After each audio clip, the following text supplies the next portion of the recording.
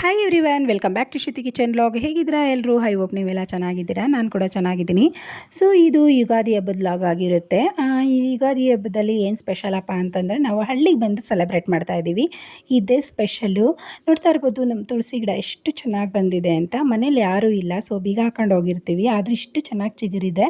ಅದಕ್ಕೆ ಕಾರಣ ಪಕ್ಕದ ಮನೆಯವರು ನೀರು ಹಾಕ್ತಾರೆ. ಅದಕ್ಕೋಸ್ಕರ ನಾನೆಲ್ಲ ಕೆಲಸ ಮುಗಿಸ್ಕೊಂಡು ದೇವ್ರ ಪೂಜೆ ಎಲ್ಲ ಮಾಡ್ಕೊಂಡಿದ್ದೀನಿ. ಸೊ ತುಂಬಾ ಚೆನ್ನಾಗಿ ಸೆಲೆಬ್ರೇಟ್ ಮಾಡಿದ್ವಿ. ಹಾಗೆ ಮಕ್ಕಳಿಗೆ ಎಣ್ಣೆ ಎಲ್ಲ ಹಚ್ಚಿದ್ದೆ, ಹಸ್ಬೆಂಡ್ಗೂ ಕೂಡ ಎಣ್ಣೆ ಹಚ್ಚಿದ್ದೆ. ಅವರೆಲ್ಲ ಸ್ನಾನ ಮುಗಿಸ್ಕೊಂಡು ಬಂದು ಇಲ್ಲಿ ಲಿಂಗ ಪೂಜೆ, ಮಕ್ಕಳು ಆಲ್ರೆಡಿ ಲಿಂಗ ಪೂಜೆ ಮಾಡಿಕೊಂಡ್ರು. ಸೊ ಇವರು ಕೂಡ ಲಿಂಗ ಪೂಜೆ ಮಾಡ್ಕೊಳ್ತಾ ಇದ್ದಾರೆ.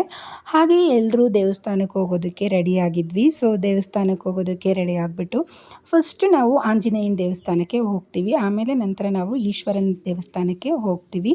ಇದು ನಾವು ಮಾಡ್ಕೊಂಡು ಬಂದಿರೋ ಅಂಥ ಸಂಪ್ರದಾಯ. ಸೊ ನಾನಿವತ್ತು ತೋರಿಸ್ತಾ ಇರೋದು ನಮ್ಮ ಸಂಪ್ರದಾಯದ ಪ್ರಕಾರ ಯುಗಾದಿನ ಹೇಗೆ ಸೆಲೆಬ್ರೇಟ್ ಮಾಡ್ತೀವಿ ಅಂತ.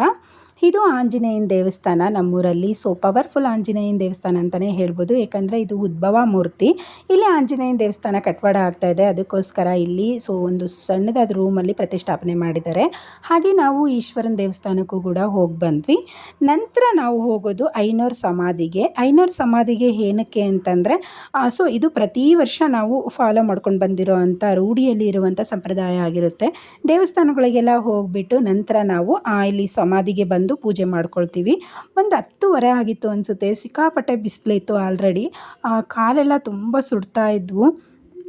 ಈ ಟೈಮಲ್ಲಿ ಹೋಗಿ ಎಲ್ಲ ಪೂಜೆ ಎಲ್ಲ ಮುಗಿಸ್ಕೊಂಡು ಬಂದು ನಾವಿಲ್ಲಿ ಐನೋರನ್ನ ಮನೆಗೆ ಕರಿತೀವಿ.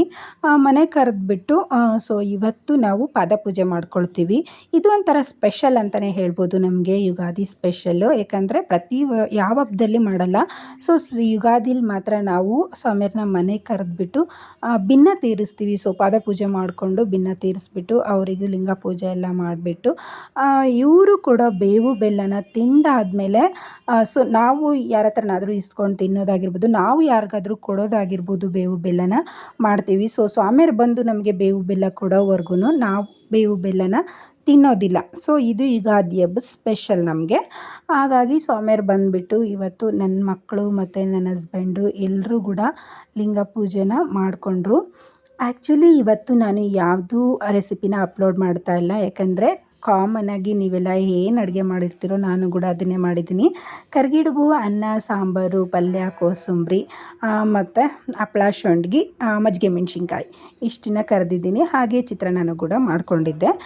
ಸೊ ಇಷ್ಟು ಯುಗಾದಿ ಹಬ್ಬದ ಸ್ಪೆಷಲ್ ಅಂತ ಹೇಳ್ಬೋದು. ಸೊ ಇಷ್ಟು ಅಡುಗೆನ ಮಾಡ್ಕೊಂಡಿದ್ದೀನಿ. ಹಾಗೆ ಇಲ್ಲಿ ಸ್ವಾಮಿಯರಿಗೆ ಭಿನ್ನ ತೀರಿಸೋದಕ್ಕೆ ಎಲ್ಲವನ್ನು ಸೊ ಆಲ್ರೆಡಿ ಅಡುಗೆ ಇಟ್ಟಿದ್ದೆ. ಸೊ ಅವರು ತಿಂದುಬಿಟ್ಟು ನಮ್ಮ ಮನೆಯವರು ಶರಣಾರ್ಥಿ ಹಾಕಿದ ಮೇಲೆ ಅವರು ಊಟ ಮಾಡಿಕೊಂಡು ಅವರು ಹೋದರು. ಸೊ ನಾವಿಲ್ಲಿ ಊಟ ಮಾಡ್ತಾ ಇದ್ದೀವಿ.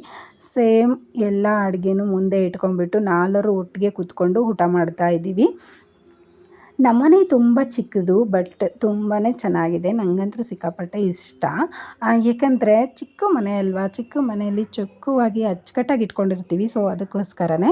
ಹಾಗೆ ಎಲ್ಲರೂ ಊಟ ಮುಗಿಸ್ಕೊಂಡ್ಬಿಟ್ಟು ಸ್ವಲ್ಪ ಅಳತೆ ಹೊಡೆದ್ಬಿಟ್ಟು ಅವ್ರ ಮನೆ ಇವ್ರ ಮನೆ ಅಂತೇಳಿ ಅಡ್ಡಾಡಿಕೊಂಡು ಅವರು ಕೂಡ ನಮ್ಮ ಮನೆಗೆ ಬಂದು ಕೂತ್ಕೊಂಡಿದ್ದು ಇದು ಫಸ್ಟ್ ಡೇ ಲಾಗ್ ಆಗಿರುತ್ತೆ. ಹಾಗೆ ನಾವು ಸಾಯಂಕಾಲ ಸೊ ಇದಕ್ಕೆ ಸಮಾಧಿಗೆಲ್ಲ ಹೋಗಿ ಬರ್ತೀವಿ. ಮೊಬೈಲ್ ಮನೆಗೆ ಹೋಗಿ ಇಟ್ಟಿದ್ದರಿಂದ ನಾನು ಸಮಾಧಿ ವಿಡಿಯೋನ ಅಪ್ಲೋಡ್ ಮಾಡೋಕ್ಕಾಗಲಿಲ್ಲ. ಹಾಗೆ ಇದು ನೆಕ್ಸ್ಟ್ ಡೇ ಲಾಗ್ ಆಗಿರುತ್ತೆ. ಅಂದರೆ ಚಂದ್ರನ ನೋಡೋ ದಿನ. ಬೆಳಗ್ಗೆ ಚಿತ್ರಾನ್ನ ಮಾಡ್ಕೊಂಡಿದ್ದೆ, ಮಧ್ಯಾಹ್ನ ಆ್ಯಸ್ ಯೂಶ್ವಲ್ ಉಳಿದಿರೋ ಅಂಥ ಬೇಳೆನ ಒಬ್ಬಟ್ಟು ಮಾಡ್ಕೊಂಡಿದ್ದೆ. ಇವರು ಮಧ್ಯಾಹ್ನ 1 ಗಂಟೆಗೆ ಈ ರೀತಿಯಾಗಿ ಸಿಂಟೆಕ್ಸ್ ತುಂಬಿರೋ ಅಂಥ ನೀರಲ್ಲಿ ಸ್ನಾನ ಮಾಡಿಕೊಂಡ್ರು ಮೂವರು. ಅವ್ರ ಅಪ್ಪನೂ ಬಿಡಲಿಲ್ಲ, ಹಾಗೆ ಹೇಳ್ಕೊಂಬಿಟ್ಟು ಸ್ನಾನ ಮಾಡಿಸ್ಕೊಂಡಿದ್ದಾರೆ. ಒಂದು 6:30 ಹಂಗೆ. ಸೊ ಇಲ್ಲಿ ಚಂದ್ರನಿಗೋಸ್ಕರ ರೆಡಿ ಆಗಿಬಿಟ್ಟು ಕಾಯ್ತಾ ಇದ್ವಿ. ಸೊ ಚಂದ್ರ ಕಾಣಿಸ್ತು. ಸ್ವಲ್ಪ ಹೊತ್ತು ಚಂದ್ರ ಕಾಣಿಸ್ಲೇ ಇಲ್ಲ. ಸೊ ಆಮೇಲೆ ಚಂದ್ರ ಕಾಣಿಸ್ತು. ಆಮೇಲೆ ಎಲ್ಲರೂ ಕೂಡ ಚಂದ್ರನಿಗೆ ಸಿಹಿ ಕಹಿ ಎರಡೂ ಒಟ್ಟಿಗೆ ಬ್ಯಾಲೆನ್ಸ್ ಮಾಡುವಂಥ ಶಕ್ತಿ ಕೊಡು, ಅಂದರೆ ಕಷ್ಟ ಸುಖ ಎರಡೂ ಬಂದ್ರೂ ಎಲ್ಲದನ್ನು ನಿಭಾಯಿಸೋವಂಥ ಶಕ್ತಿ ಕೊಡು ನಮಗೆ ಅಂತೇಳಿ ಬೇಡ್ಕೊಂಬಿಟ್ಟು ನಾವು ಯುಗಾದಿನ ಸೆಲೆಬ್ರೇಟ್ ಮಾಡಿ ಆಯಿತು. ಚಂದ್ರನ ನೋಡಿಬಿಟ್ಟು ಚಂದ್ರನ ಪೂಜೆ ಮುಗಿಸ್ಕೊಂಡು ನಮ್ಮ ಮನೆಯವರು ಹೊರಗಡೆ ಹೋಗಿದ್ದರು, ಅಂದರೆ ಪರಶಾಂಪುರಕ್ಕೆ ಹೋಗಿದ್ದರು. ಅವ್ರು ಬರೋವರೆಗೂ ವೆಯ್ಟ್ ಮಾಡಿಬಿಟ್ಟು ಅವ್ರು ಬಂದ ನಂತರ ನಾವಿಲ್ಲಿ ಎಲ್ಲರೂ ಒಟ್ಟಿಗೆ ದೇವಸ್ಥಾನಕ್ಕೆ ಹೋಗಿ ಬಂದ್ವಿ. ಚಂದ್ರನ ನೋಡಿ ಆದಮೇಲೆ ದೇವಸ್ಥಾನಕ್ಕೆ ಹೋಗೋದು ಒಂದು ಸಂಪ್ರದಾಯ ಅಲ್ವಾ. ಹಾಗೆ ಚಂದ್ರನ ನೋಡಿ ಆದಮೇಲೆ ದೇವಸ್ಥಾನಕ್ಕೆ ಬಂದ್ವಿ. ಹಳ್ಳೀಲಿ ನಿಜವಾಗ್ಲೂ ಹಬ್ಬ ಸೆಲೆಬ್ರೇಟ್ ಮಾಡೋದು ತುಂಬಾ ಚೆನ್ನಾಗಿರುತ್ತೆ. ಬಟ್ ಸಿಟೀಲಿ ನಮ್ಮನೆ ಕೂಡ ಲಾಸ್ಟಲ್ಲಿರೋದ್ರಿಂದ ಅಕ್ಕಪಕ್ಕದಲ್ಲಿ ಮನೆಗಳೂ ಇಲ್ಲ. ನಮ್ಮ ಮನೇಲಿ ಅಡುಗೆ ಮಾಡ್ಕೊಂಡು ತಿಂದರೆ ಮುಗೀತು, ಇಷ್ಟೇ ಹಬ್ಬ ಆಗಿರುತ್ತೆ. ಬಟ್ ಹಳ್ಳೀಲಿ ಆಗಲ್ಲ ನೋಡಿ, ಎಷ್ಟು ಚೆನ್ನಾಗಿರುತ್ತೆ ಸಂಪ್ರದಾಯವಾಗಿ ಹಬ್ಬ ಮಾಡೋದು. ಈಗ ನಾವು ಚಂದ್ರನ ನೋಡಿ ದೇವಸ್ಥಾನಕ್ಕೆಲ್ಲ ಹೋಗಿ ಬಂದು ಹಿರಿಯರ ಮನೆಗಳಿಗೆಲ್ಲ ಹೋಗಿ ಕಾಲಿಗೆ ಬಿದ್ದು ಬರ್ತೀವಿ. ಅಂದರೆ ನಮಸ್ಕಾರ, ಅವ್ರ ಆಶೀರ್ವಾದ ತೊಗೊಂಡು ಬರ್ತೀವಿ. ಇದು ನಾವು ಸೆಲೆಬ್ರೇಟ್ ಮಾಡ್ಕೊಂಡು ಬಂದಿರೋ ಅಂಥ ಯುಗಾದಿ ಸಂಪ್ರದಾಯ ಆಗಿರುತ್ತೆ.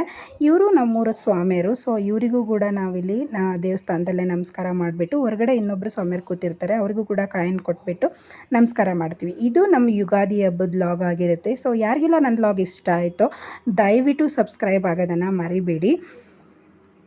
ಹಾಗೆ ನಿಮ್ಮ ಫ್ಯಾಮಿಲಿ ಫ್ರೆಂಡ್ಸ್ಗೂ ಶೇರ್ ಮಾಡಿ. ನೆಕ್ಸ್ಟ್ ವ್ಲಾಗಲ್ಲಿ ಸಿಗ್ತೀನಿ. ಬಾಯ್.